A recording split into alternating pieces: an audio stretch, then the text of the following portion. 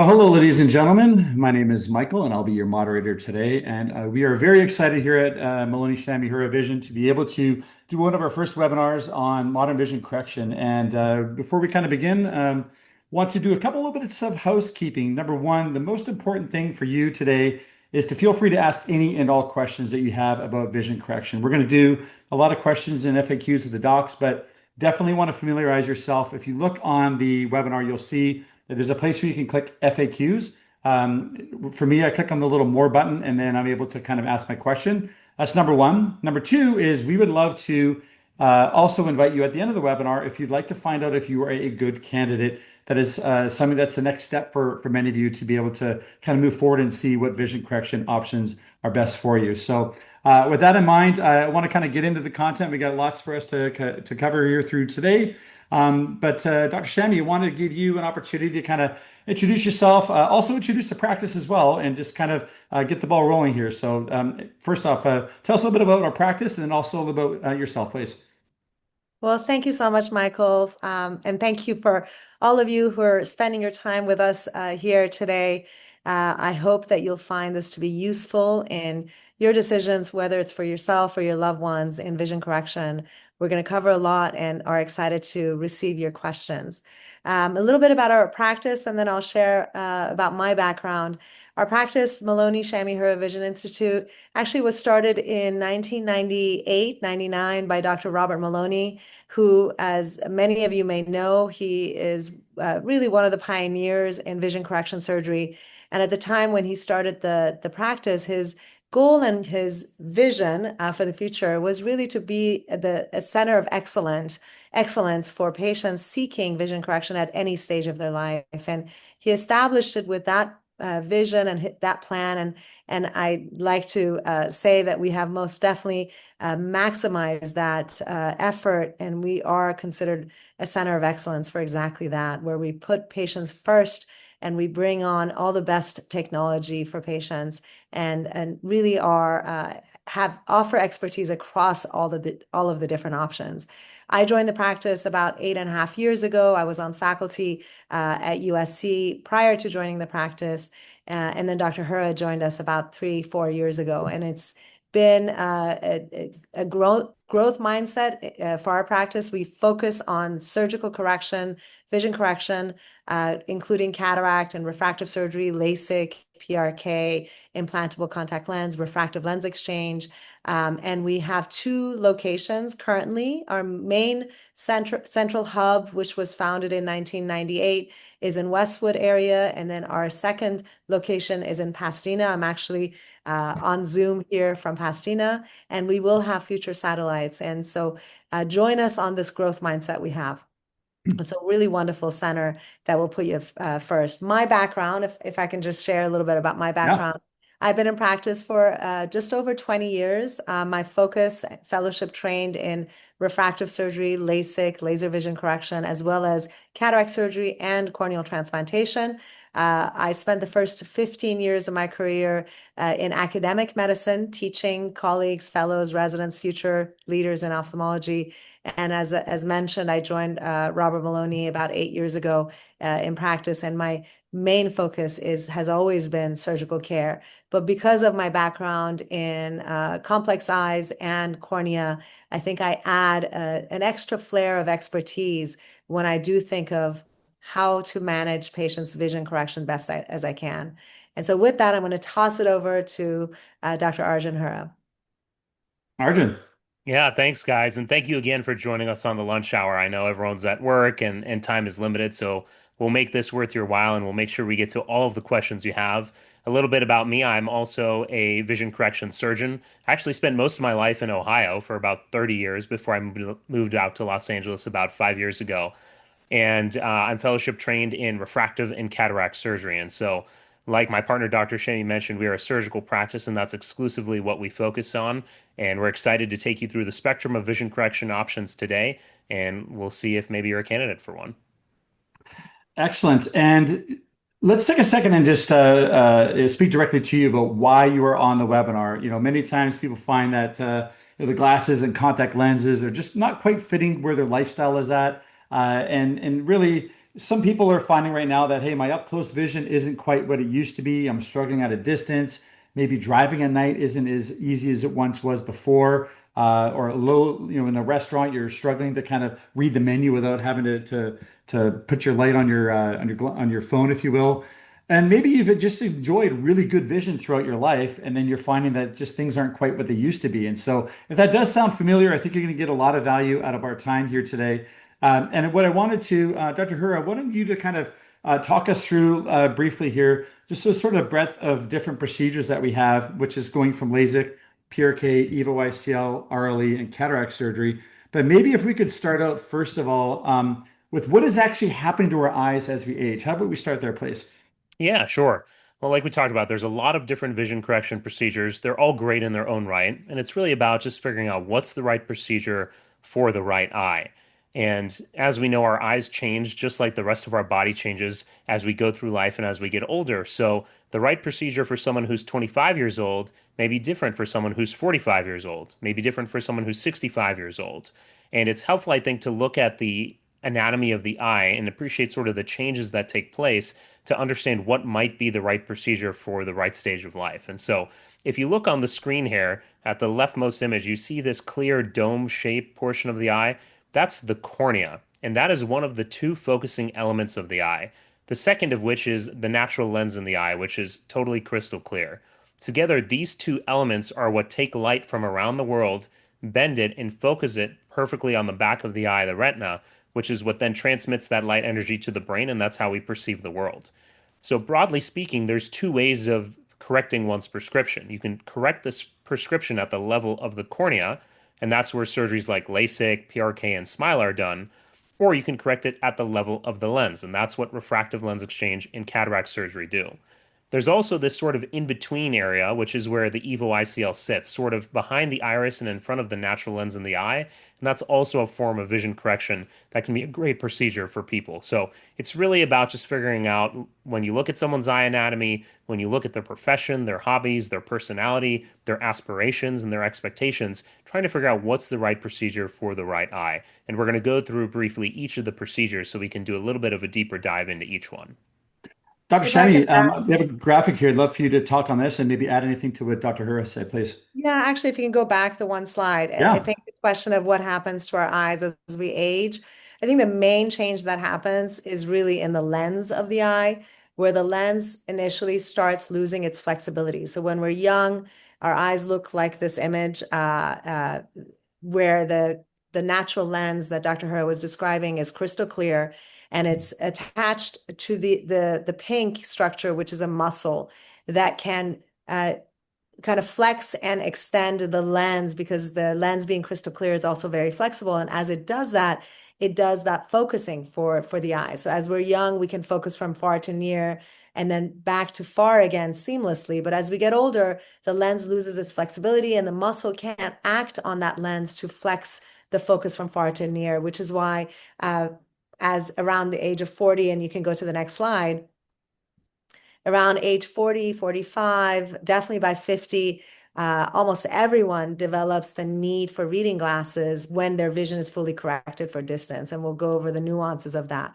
What also then happens after age 60 and onwards is cataract forms. And almost everyone, if you're lucky enough to live a long enough life, your natural lens goes from being inflexible to now becoming more cloudy and densely cloudy, and that's what cataract is. And so the evolution of the eye goes from not being able to see up close, from focusing from far to near, to then not even being able to focus at any distance because of the onset of cataract.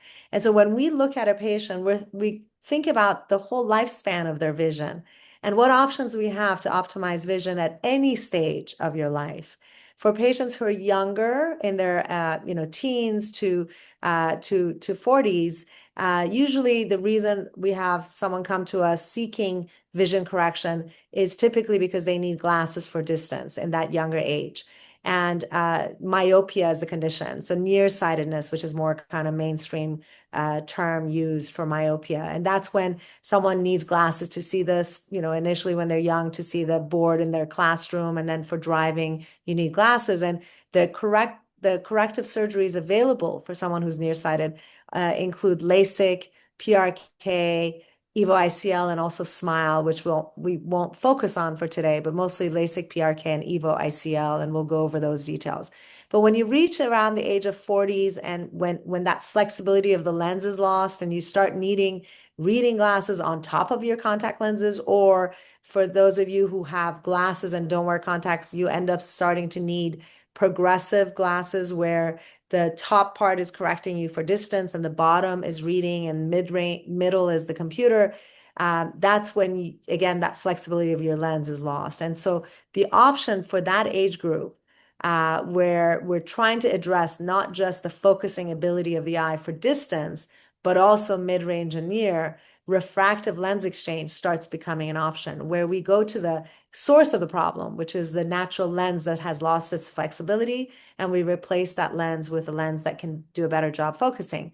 LASIK, PRK, and EVO are still an option, especially if someone is nearsighted, and we'll talk about monovision later.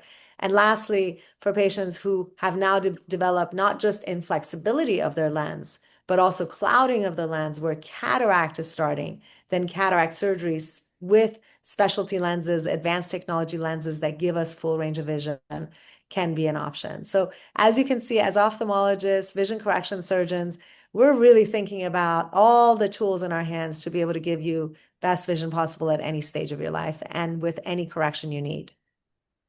Now that we've kind of given a bit of an overview, Dr. Hura, of the all the different procedures, anything you want to touch on? And we'll go through each procedure briefly, but anything you'd like to talk about on LASIK, please? Oh, you're muted. Sorry. Yeah, LASIK has such high brand recognition in the United States and around the world. When people think about having their eyes corrected and having vision correction, everyone thinks about having LASIK.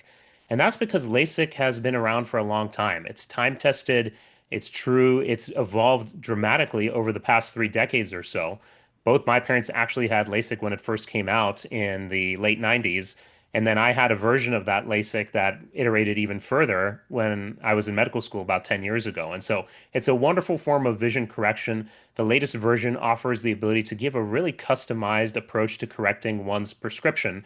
And broadly speaking, the way LASIK works is it's a two-step procedure. So we utilize two lasers, the first of which makes a LASIK flap. We gently lift that LASIK flap up, and then the second laser does the treatment that's customized to one's prescription. Then we gently lay that flap back down, smooth it into place, and then that flap acts like the body's natural contact lens. And because the surface of the eye really isn't disturbed at all, that's what leads to such a quick recovery afterwards. So patients who have LASIK, they go to bed, they sleep for 4 or 5 hours, and then later that evening, or certainly early by the next morning, they're already back to work, they're back to most day-to-day activities, and the downtime is very minimal. And that's a wonderful procedure because it can treat anywhere from a mild to moderate amount of nearsightedness, astigmatism, and farsightedness as well. What really makes the latest version of LASIK unique is that former versions of the procedure largely just treated based off the better one, better two test. As technology further developed, we were able to image the eye and all of its imperfections to a really finite detail. But now we're actually able to utilize advanced diagnostics, including AI, to measure all aspects of the eye and create sort of a virtual version of each patient's individual eye. And then the custom treatment that would normally be applied, AI actually looks at that treatment, runs it through the virtual model of the eye, and is able to custom construct a really fine-tuned and tailored version of the treatment. So much so to the fact that, everyone's heard of 20/20 vision as being the gold standard. Our LASIK patients now often are achieving 20/15 or even 20/10 vision, which is 2 lines better than 20/20. So LASIK has been around for a long time, but the LASIK we're able to do today, it's not the LASIK my parents got. It's not even the LASIK I myself got. And it's remarkable because even though I'm 20/20 in one eye and 20/15 in the other eye, I'm actually able to offer my patients a better version of LASIK than even I got. And some of my patients can see even better than I can afterwards. Dr. Shamie, I would like to pass the baton to you on the PRK side. What would you like to add on this procedure, please? Yeah, actually, PRK predated LASIK, but it never quite gained the same kind of momentum and excitement as LASIK because it is a slower vision recovery with PRK. PRK is essentially the same kind of remodeling that Dr. Hura mentioned with LASIK that happens under the flap, With PRK, it occurs on the surface of the eye. And so as a result, that surface has to heal, and that healing can delay the vision recovery. There's fluctuations of vision up to 1 month after surgery, although it is a really great option. It's a great, wonderful alternative for patients who are candidates for corneal-based procedures, but may not be quite a good enough candidate for LASIK. And what are some things that would make someone not a great candidate for LASIK, but a good candidate for PRK? It would be if their cornea is too thin for LASIK, or if there's any concerns regarding creating that flap, if there is any concerns regarding the integrity and the strength of the cornea. And so there, that's a determination that your surgeon, we would make, and we would have that very clear, transparent conversation about the pros and cons of one versus the other. And we tend to lean towards PRK if we find that a patient is not a best candidate for LASIK. Although with EVO ICL, which we'll talk about, often we tend to pivot to EVO over PRK because EVO offers benefits over PRK, but there's definitely a cluster of patients who are best PRK patients and not so much LASIK or even EVO ICL patients. On that note, Dr. Hura, I'd like to give you the opportunity to talk about EVO ICL, please. Yeah, and like Dr. Shamie said, even though I said I had LASIK, I actually went in wanting PRK because I'd been doing martial arts since I was 7 years old, and I was always worried about maybe potentially getting poked or punched in the eye. And so PRK was something I really looked at, but for my level of prescription, LASIK actually was the better option.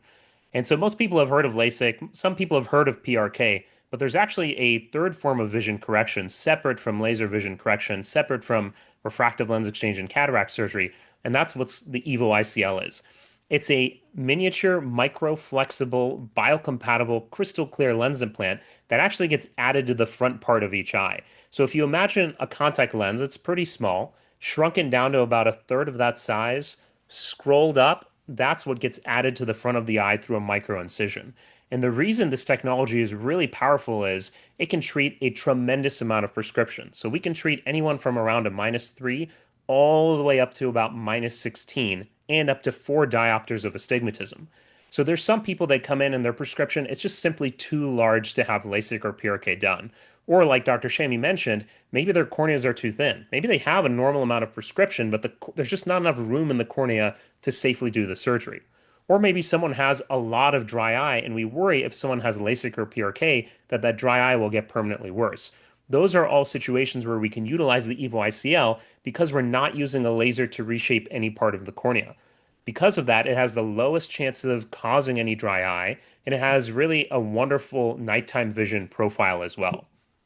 The surgery itself takes about 10 to 12 minutes to do for both eyes. We do both eyes on the same day, and the recovery is much more similar to that of LASIK than to PRK. We say it takes about 24 to 36 hours for the dilation to wear off after surgery, and then after that, patients are seeing really, really well. It's a wonderful form of vision correction. It's a quick postoperative recovery. It can treat almost every type of prescription out there except for farsightedness. So in the United States, EVO ICL can only treat nearsightedness and astigmatism. So if someone has some farsightedness, they're often better suited to have LASIK instead. And like Dr. Shamie mentioned, all of these surgeries, LASIK, PRK, EVO ICL, they can all be done with something that's called monovision. So if someone's at that age where the lens in the eyes started to stiffen up, they're naturally losing their near vision, we can test monovision in clinic beforehand to see if they would like having one eye set for up close and one eye set for distance. And if their brain handles that and they like it, we can do that with EVO ICL just as we can with LASIK and PRK. If I can add about the EVO Please. ICL, I think it's really important when you go in for consultation to go in not saying I'm going in for LASIK consult, because as Dr. Hura was saying, yes, LASIK is the most commonly kind of known mode of refractive surgery. But I would really love if you can advocate for yourself and go in for vision correction, choose the right surgeon who has expertise across the different options. Because yes, LASIK is a really great option for many, many patients, but it's not uncommon that we see a patient who, for multiple reasons, again, the most common being dry eyes or corneas that are too thin, or cornea that has a contour that we worry about the potential integrity over time may not be the best candidate for LASIK. And I find that patients get disappointed when we are offering a better option to them in the form of EVO ICL or PRK, a safer option. I think it's a gift for that patient in that there's multiple options. And our goal is vision correction, safest possible way with the longest, longevity for that patient. And EVO often is that alternative for patients. It's not a second-rate procedure. It is simply another alternative that gets the patient to that endpoint that we really want them to. And it's also now become more mainstream. And there are patients who come in who actually seek EVO over LASIK for the benefits it offers. And that's okay too, because you can be a candidate for multiple options. And it comes down to that conversation of which one sits better with you, or which one feels like it would be, with the benefit profiles that it has, which one feels more right to you, even if you are a candidate for all three. And that's what we have mastered in our practice and in really guiding the patients down towards the right option and the safer option. And in our practice, if anyone has more than a -8 nearsightedness, we tend to recommend EVO ICL over LASIK or PRK. Between -6 and -8, it becomes a more nuanced conversation. And then someone who is less than -6 of nearsightedness, it comes down to other comorbidities and other issues that may make us lean towards one option versus the other. And I think, and then there are always patients who may not be a right candidate for any of the options, and we don't shy away from recommending against surgery if we feel that no option is a better option for the patient. Yeah, it's Excellent. if you get Oh, go told ahead. if you come in for a consult and you get told you're not a candidate for LASIK, that's a good thing. That means the surgeon is being honest with you, they're being thoughtful, and gone are the days where it's one size fits all. And so just as if you needed a new suit or a new dress, you'd go to the store, yes, you could get something off the rack that kind of fits well to your body, but it might not be perfect. It might need to be tailored. We're fortunate in 2026, we have so many different options of vision correction. For the most part, they all give pretty much the same exact vision endpoint. It's just about figuring out what's the right procedure for the right eye. And like Dr. Shamie mentioned, sometimes that just means someone's not a good candidate for surgery. There's nothing wrong with continuing in glasses and contacts. We want to do what's going to be safe for your eyes. And we think not just short term, how's the vision going to be for the first year or two after surgery, but how's your vision going to be in 15 years, 20 years, 30 years? Are you still going to be enjoying the benefits of that vision safely and with good results? And so that's something that's always top of mind for us. I'm going to launch, ladies and gentlemen, a quick poll. I'd love to kind of get a feel for the age of everyone that is here. If you wouldn't mind, while we move on to the next slide, we're going to talk about refractive lens exchange next. Dr. Hura, why don't you kind of start us off here, and I'll bounce it over to Dr. Shamie afterwards. What do we need to know about RLE, please? Yeah, refractive lens exchange is something that's become much more popular in the past several years. And that's because the technology that we have in the form of lens implants has continued to get better and better with time. Refractive lens exchange, simply, just when you think about it, is cataract surgery maybe 20 or even 30 years before someone would go on to develop cataracts. So, Dr. Shamie mentioned the age-related changes that take place inside the eye. The first age-related change that takes place in the lenses in our eye is that those lenses stiffen up. That's why we naturally lose the ability to see up close when we're in our mid 40s, late 40s, early 50s. The second change that takes place with time is that those lenses opacify. And so light entering the eye can't really reach the back of the eye as nicely as it used to. And that's what we refer to as a cataract. So at the time of cataract surgery, we remove the cataract and put an artificial lens implant in place to correct one's prescription and either restore vision for distance, intermediate, up close, or if someone's a good candidate, potentially restore their full range of vision entirely. Well, gone are the days where someone has to wait until they're in their late 60s, early 70s to have cataract surgery to have their vision restored. We can actually do that now for people who are in their mid to late 40s in the form of refractive lens exchange. Same lens implant, same surgery, same surgical technique. What really is important is understanding the nuances behind someone's eye and their vision. And so, people who are farsighted, they tend to do amazing with this surgery. People who are very, very nearsighted, we tend to not recommend the surgery because there's a risk of retinal issues or retinal detachment afterwards. If someone comes in and they don't really have much of a prescription, that's where we really take time to get to know the patient, understand what are their day-to-day activities, how do they use their vision on a day-to-day basis, because each lens implant can give a different range of vision and quality of vision. And just as with LASIK, PRK, ICL, figuring out what's the right surgery for the right patient, when it comes to refractive lens exchange, figuring out what's the right lens implant for the right patient is really important as well. And so we're able to custom tailor vision for people who've naturally lost the ability to see up close in the form of both refractive lens exchange and cataract surgery. And we'll go through some lens options here in a bit. But Dr. Shamie, I want to hear from you as well. Yeah, if I can share a story, and Dr. Hura has heard this many, many times. About 10 years ago, I remember having, a patient who was in her 80s.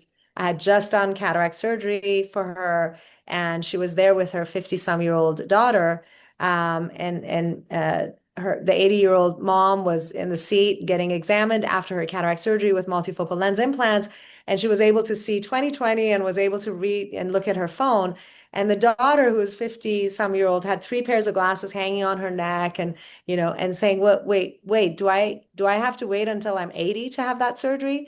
Why can't I have that surgery now?" And the reality is 10, 15 years ago, refractive lens exchange was not that popular, but we all, us surgeons, when we started implanting more of these multifocal lens implants for our 80-year-old, 70-year-old patients and seeing the results, we started thinking to ourselves, why do we need to tell patients to wait until they're 80 or 70 before they can have the benefits of these lenses? And the better these lens options, the advanced technology lenses have become, the more we are thinking there's no reason why our patients should wait until they have developed cataract to take advantage of this incredible technology, especially because when we're in our fifth, and I say that because I'm in my 50s, when we're in our 50s and 60s, we are active. We are, our generation, we're really active. We love to use our eyes. We're living on the digital, screens all the time.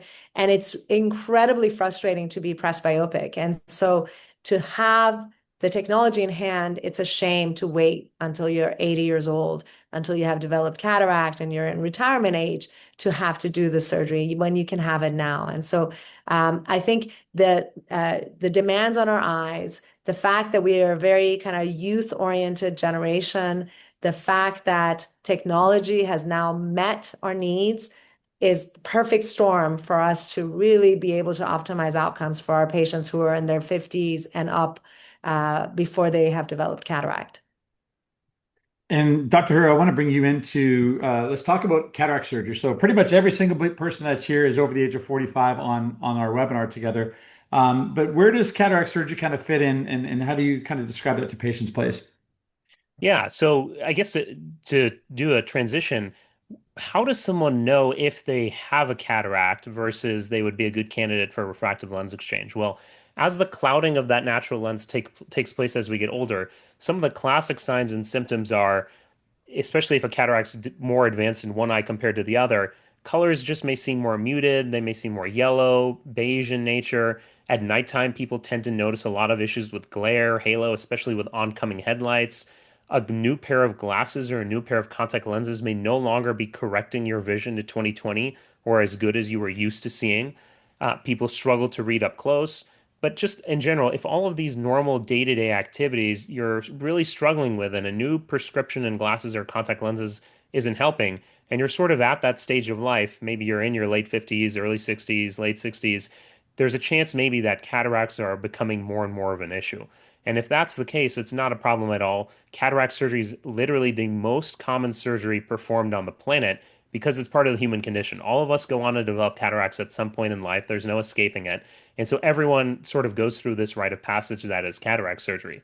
The fortunate thing is that now in 2026, because technology is so good, the outcomes we're able to give patients after cataract surgery is simply the best it's ever been.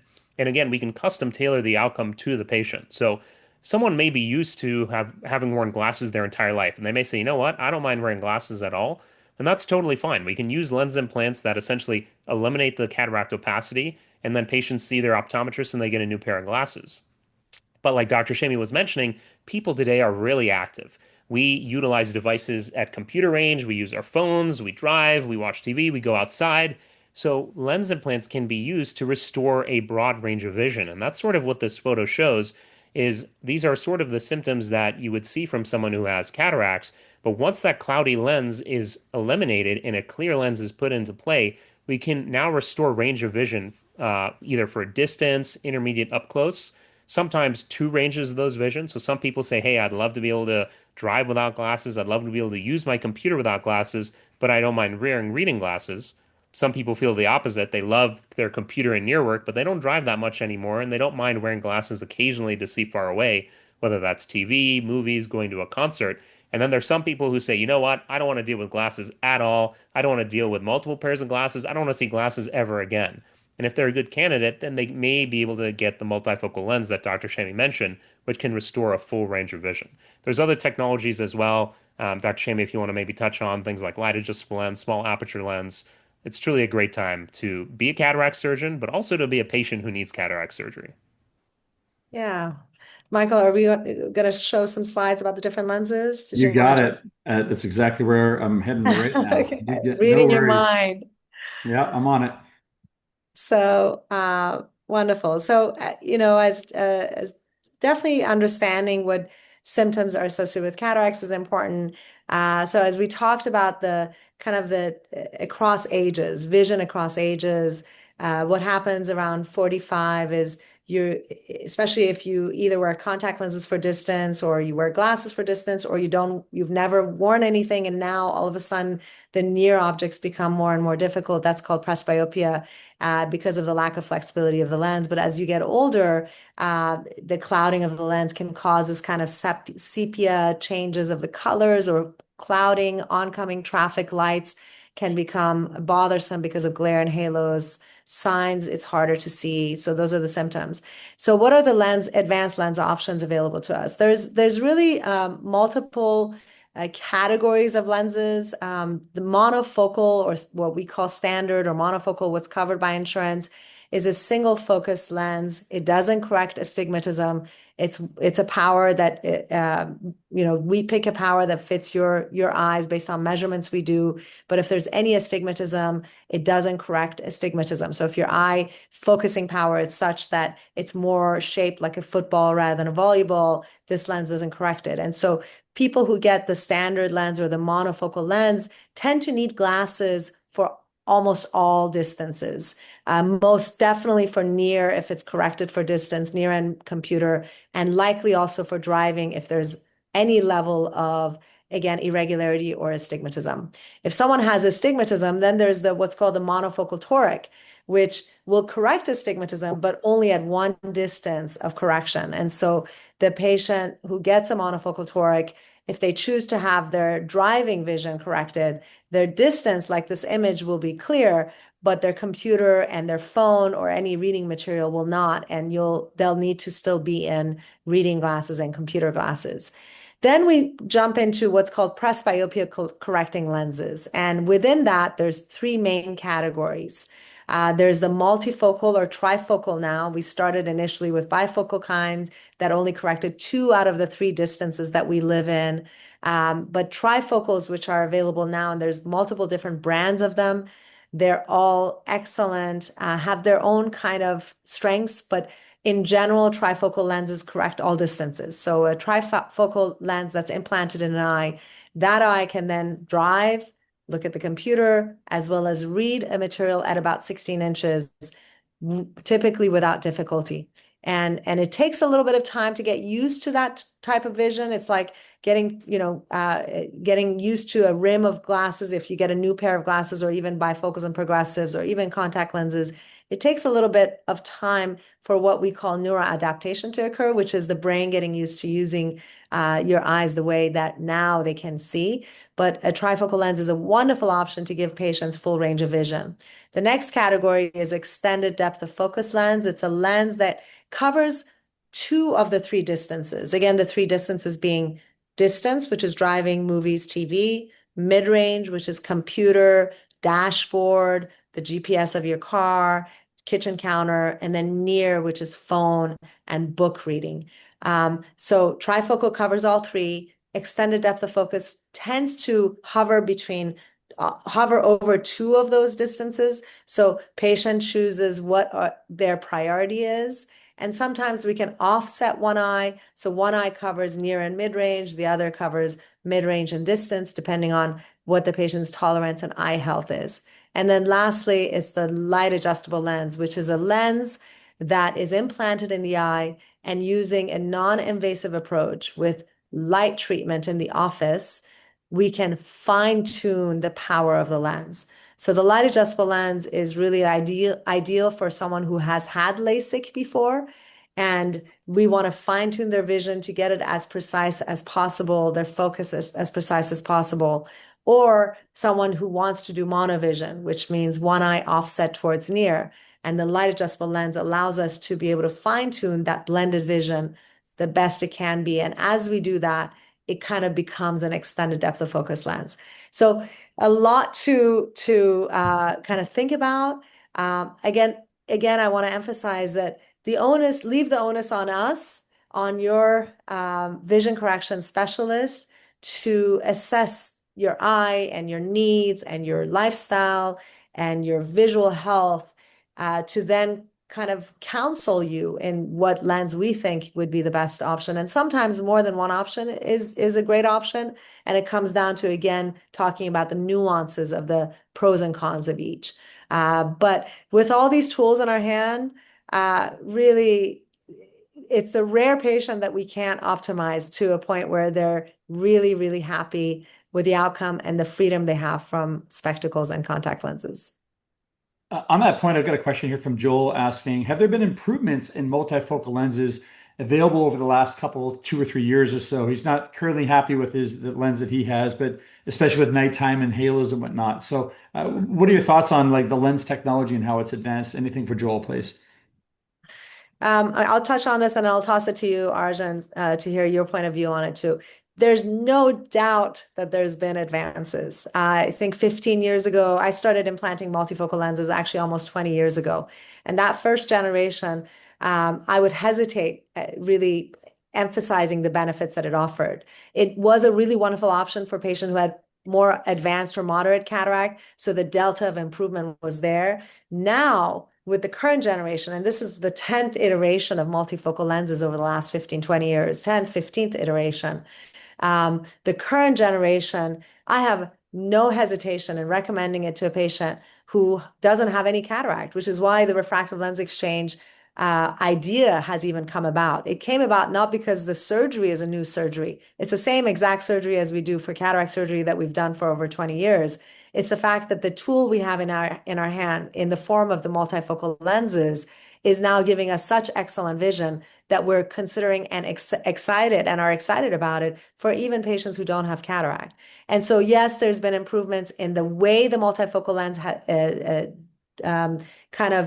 the way the multifocality of the lens is created, in the material of the lens, in our understanding of multifocality. And so the lenses that we implanted even 2 years ago are not as good as what we implant today. And so I often encourage patients who I know are going to do well with multifocal lenses, who say, but my neighbor had a multifocal lens and they're not happy. I encourage them not to base their decision on their experience of their mom or their, or friends and family who had it done prior to 2 to 3 years ago, because the current generation is truly superior to the previous generation. Having said that, and again, Dr. Hura will add his comments. Having said that, about 1 to 3% of patients, even with the current generation, can have glare and halos that are bothersome to them. And typically in those patients, we rule out everything else that can contribute to the glare and halos and side effect profile.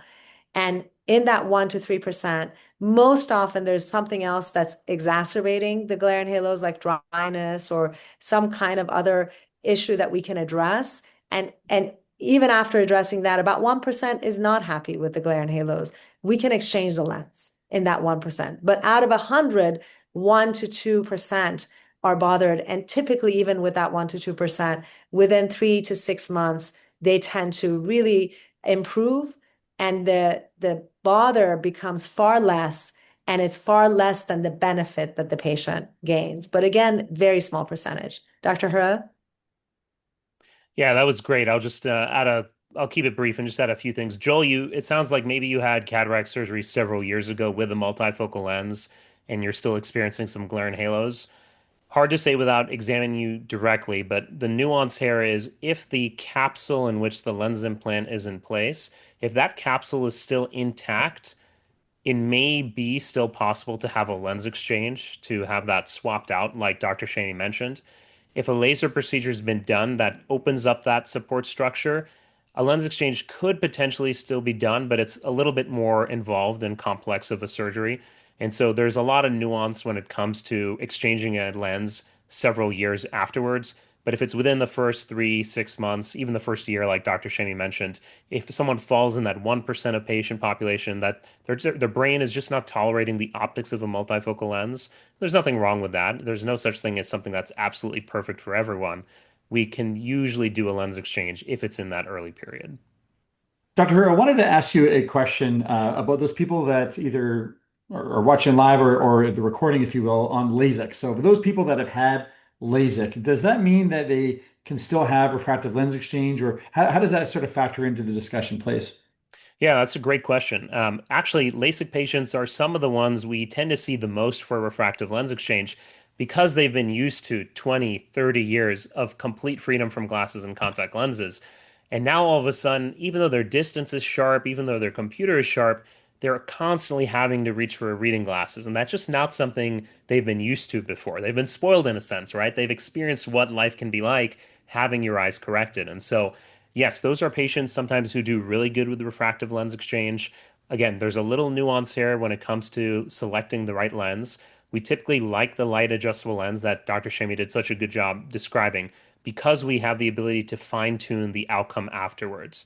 So, someone who's at LASIK, and again, I fall in this same boat. If I needed refractive lens exchange today, if let's say I didn't have LASIK, they would be a 96, 97% chance we would nail the outcome we want after surgery. But in someone like myself who's had LASIK, that chance of really accurately hitting the outcome immediately after surgery drops to the high 60s, early 70s. So there's a 30% chance or so that the eye is going to heal off target from what's intended. And that doesn't mean something went wrong during surgery. It's just the nature of eyes that have had LASIK or PRK in the past. The beauty of the light adjustable lens is it doesn't matter if the eye heals off target because afterwards, using the 90-second light treatments, we can really fine tune things and change the prescription of the lens implant inside our eyes before locking it into the patient's satisfaction. It's futuristic technology because it truly puts the patient in the driver's seat. The patient is in control of their vision. They get to go experience life after surgery for a month or so, and then they come back and give us feedback. I wish my distance vision was sharper. I wish my reading vision was sharper. And then we can simulate that for them and then fine tune it with the light adjustable lens. This is off label, but there is a small subset of patients who've had LASIK or PRK in the past. If everything is totally regular and normal with their eyes, sometimes we can use technology like the extended range lens or like a multifocal lens, but those are really nuanced and we have to do a very thorough and careful exam to make that determination. Dr. Shamie, I've got a, oh, I'm sorry, go ahead, please. Yeah, the couple of questions. So you're jumping to the questions. Yeah, I was Good. going to say, I've got a question. I had ICL or monovision a few years ago at your center.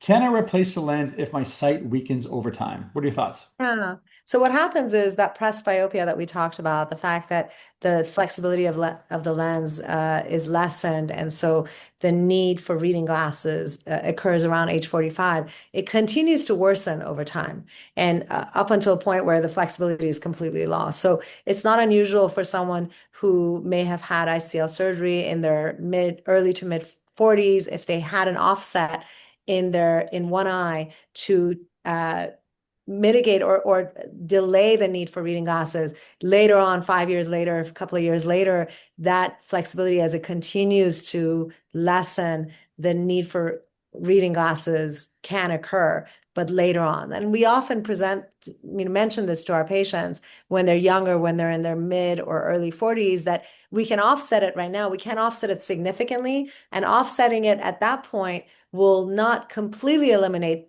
the need for readers in the lifetime of that patient, but delay it.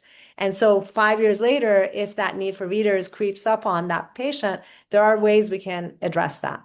For someone who's already had ICL surgery, can we exchange the offset the ICL in the offset eye to make it even more of an offset. Yes, that's one of the benefits that ICL offers. It's reversible, essentially, it's removable, and the eye is not impacted. If the patient has had LASIK and had an offset, we could potentially do PRK, although we tend to lean more towards refractive lens exchange. If again the patient wants to have freedom from readers and it's several years after their LASIK.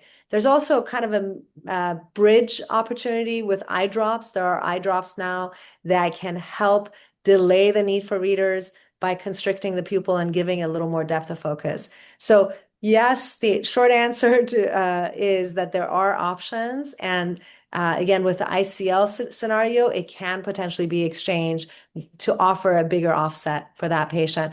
And then later on, when they develop cataract, and as we mentioned, everyone after a certain age develops cataract. If you've had ICL at a younger age, the ICL can be removed at the time of cataract surgery, and you can have access to all of the presbyopia correcting lens options available, including multifocal lenses.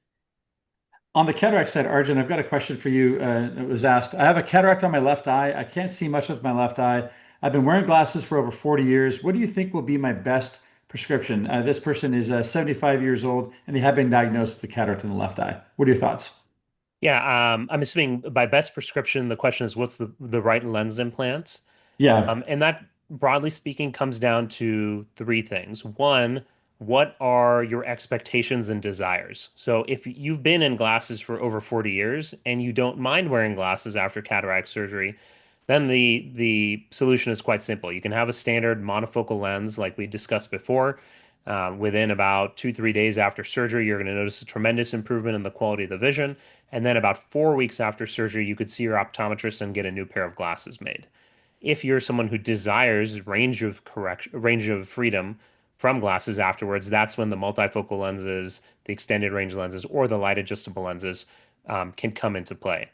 The other thing, though, is a lot of this is also dependent on your natural eye anatomy. So the curvature of the front of the eye, the cornea, the curvature of the back of the cornea, the health of the cells in the cornea, whether or not there's any signs of macular degeneration, retinal issues. We do very thorough exams of the entire eye because the eye, even though we focused on the cornea and the lens today, the eye is an entire optical system from front to back.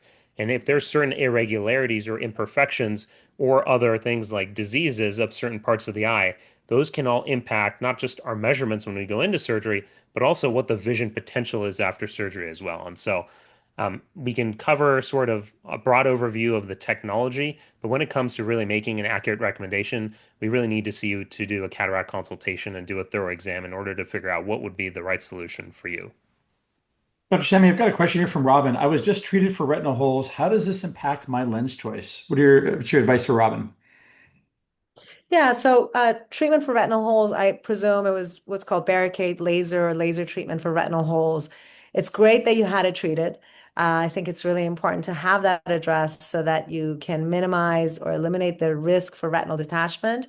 It doesn't affect the lens options that we would offer you. Unless your central retina or central macula, the part of your retina that's responsible for your central vision is affected, which typically is not the case with retinal hole in the periphery. So there is also a condition called macular hole. If that's the problem, then that's a whole different story. Macular hole is the central vision being affected. And in those cases, we tend to veer away from multifocal lenses or advanced technology lenses and really focus just on using standard lens. But my assumption is retinal hole is probably in the periphery, and that's not going to affect your lens options. Dr. Hura, I've got a question here, which is I don't mind wearing glasses. Is it possible to have a full range of vision after the treatment? So after a lens correction procedure, maybe just sort of like set the expectation on vision. Will it be a full range of vision for somebody having it placed? So if someone does not mind wearing glasses after surgery, and we don't use advanced lens technology like an astigmatism correcting lens, like an extended range lens, like a multifocal lens, like a light adjustable lens, then yes, their quality of vision will be better than it was before the cataract surgery was done. But the overall vision will still be a little blurry and unfocused, especially if someone has a lot of astigmatism in their corneas. Glasses and contact lenses, that'll fix that up right away. That's not a problem. Again, usually it takes about a full month before the prescription is stabilized for the eye after cataract surgery. So again, it really just comes down to what is it the patient wants. If the patient does not mind wearing glasses after cataract surgery and we use a standard normal monofocal lens, then they should anticipate that yes, colors will be brighter, colors will be more saturated, the sepia tone that Dr. Shamie mentioned, that'll all be gone after cataract surgery. But the vision in range of vision is not going to be perfect and full until a pair of glasses is worn. The only way to do that is to use some of the more advanced lens technology we discussed. Dr. Shamie, I've got a question from Allison is how does glaucoma impact the lens options that are offered? That's a great question. Glaucoma, it all depends on the severity of the glaucoma. If you have mild glaucoma that's controlled and it hasn't had a permanent impact on your peripheral vision or your vision, it tends to not impact the lens choice significantly. Now, we do have a conversation about the expectations, longevity of your eye, depending on your age. If you're someone who's in your 40s and you have glaucoma, we are going to think about, all right, what's the long-term consequences of you having glaucoma, and will the glaucoma continue to worsen? And in that case, we may hesitate recommending a multifocal lens, simply because with the multifocal lens, in order for it to give you range of vision, it does lessen the amount of light that goes to the retina when, at looking at certain distances.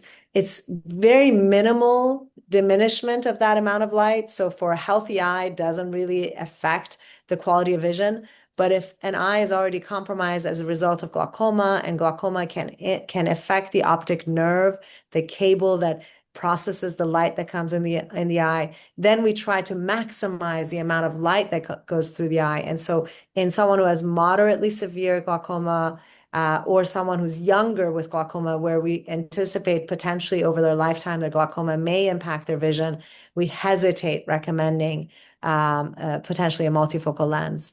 Again, someone who has moderately severe glaucoma, whose vision's been impacted, there's evidence of what we call optic neuropathy, or weakness of the nerve, damage to the nerve, we may encourage away from a light adjustable lens, even though the light adjustable lens doesn't lessen the amount of light coming through.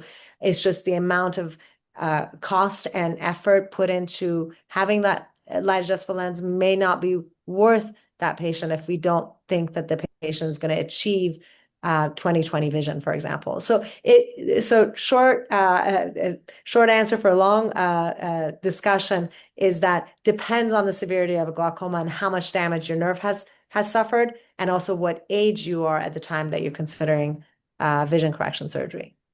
Dr. Hura, in our remaining time, I just want to hit a couple of quick questions. Let's talk about the actual procedure itself. We'll focus this on the lens-based side. What is somebody going to be experiencing? They come in, they find out that they're a candidate. Today's the day of the big procedure. What am I, as a potential patient, going to be feeling, experiencing during the procedure in the coming hours in recovery? What's that experience like, please?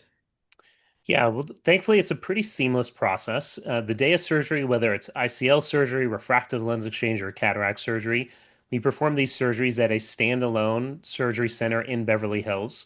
What's really nice about this surgery center is the only thing that gets done there is eye surgery. And so every single day of the week, cataract surgery, refractive lens exchange, ICLs are being done. So the entire staff, from the front desk all the way to when we get to the operating room, everyone is extremely well trained and very skilled at what they do. Some people have been there at the surgery center for 10, 20, 25 years.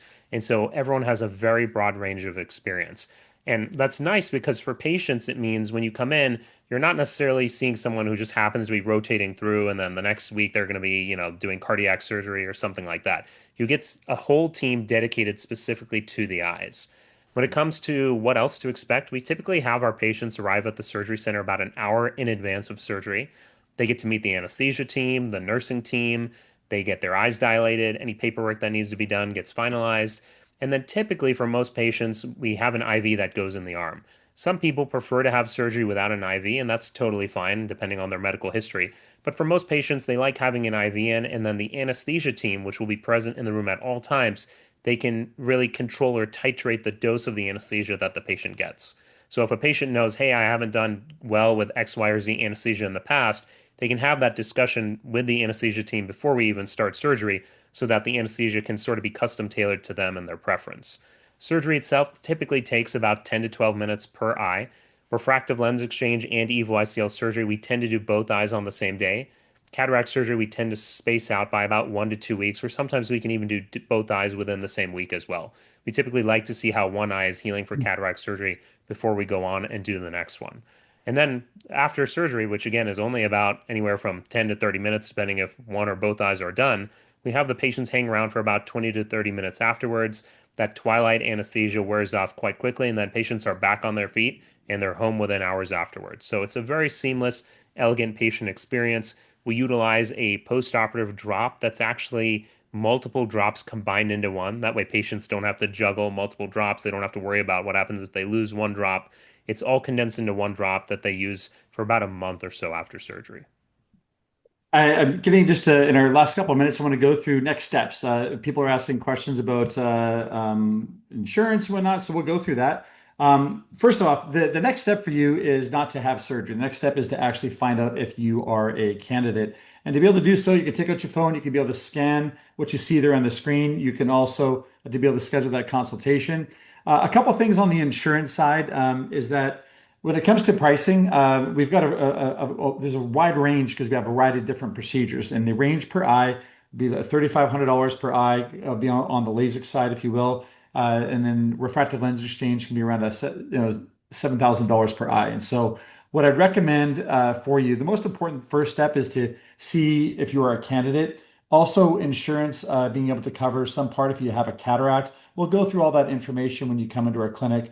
We also have amazing financing options, which are available for you as well. Zero down, 0% interest, which you can take advantage of. But really, the next step is to schedule that consult. So you can do an in-office consult. If you leave this webinar and you're like, I still have some questions, and you aren't quite ready to schedule something in the clinic, we also do offer free virtual consultations as well. Dr. Hura, anything else you want to touch on what I just mentioned there, please? No, that's great. And, we offer a variety of different options. Again, virtual. Some people like to come in and just sort of meet myself, meet Dr. Shamie, just sort of have more of a maybe personalized discussion without really committing to a full exam. We can do that as well. But truly, when it comes to vision correction, data is really powerful. And so to really understand what is going to be the right procedure for you and your eyes, we need to sort of do a full exam. But a lot of times, if there's simple questions about the surgery itself, recovery, maybe things a little bit more nuanced or tailored to you personally, we can address all of those on a virtual consult before you come in. And then if it sounds like surgery is maybe something you're interested in and it might be the right fit for you, that's when you can come on in person, and we're more than happy to see you. And if I can Please, add, please. the cost over the lifetime of wearing glasses and contact lenses versus having vision correction and being able to really take advantage of how the kind of positive impact it can have on your lifestyle, it's almost not comparable. So patients often comment on having vision correction surgery. Changed their outlook, gave them back a youthful outlook. They, went back to being more active. They don't feel worn down by their glasses. Their travel became more enjoyable. So there's a lot of positive impact on you personally, but also just the cost of buying glasses and contact lenses over several years can add up. So with the financing abilities, being able to apply for financing support and such, it may be worth considering, even if it sounds like, is it too expensive? It may not be after you really see the potential and the possibilities available to you and the impact it can have on your life. Yeah, it's an investment that you're doing for yourself, and our ability to see as a human being is one of our most important, senses. And I think that enjoying the best years of your life with clear vision is an amazing thing. Uh, Both of you, I'd love to give you an opportunity to kind of give the final word. Any remaining words you'd like to say to before we close out, please? I'll start with you, Dr. Hura. Well, again, just thank you for spending the lunch hour with us. I know many of you probably have to get back to work or back to what you were doing before. So we're happy that you joined us. Again, the main thing we just want to emphasize is it's not a one size fits all when it comes to vision correction. There's a wide variety of different surgical procedures. Every level of technology over the past 10, 20, 30 years has really evolved. And so the outcomes we can get today are phenomenal. It's really just about, to be honest, surgeon judgment, picking out the right procedure for the right eye, making sure you're a candidate. And again, for some people, they're simply not candidates. It's unfortunate, but we want to do what's going to be safe for your eyes long term. And sometimes that means no surgery. Dr. Shamie, you Yeah. get the final word. Oh, well, thank you again for your time with us. And I hope that you see that we really are passionate about offering you what's safe, what's possible, and what really can optimize your vision the best possible way. And our level of expertise across the different options that are available across your lifespan of vision will be able to really present the best that there is available to you. And as Dr. Hura has said already, we don't shy away from saying no surgery is the best option right now. And I look forward to meeting you and seeing you and taking care of you. Thank you so much, everybody. Have a wonderful rest of your day. We will send out a recording to this to anybody that registered if you weren't able to attend. So thank you again. Take care. Bye bye. Take care. You guys take care.